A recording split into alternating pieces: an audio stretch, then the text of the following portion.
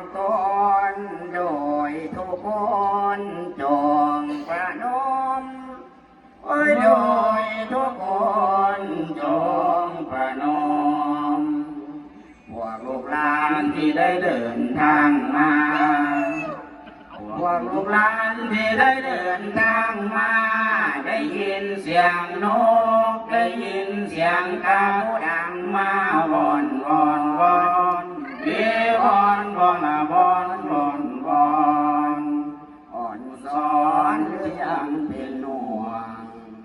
อ่อนสอนหรือยังเป็นห่วงโอ้ยแม่พุ่มพวงจะได้จากกันลาแล้ว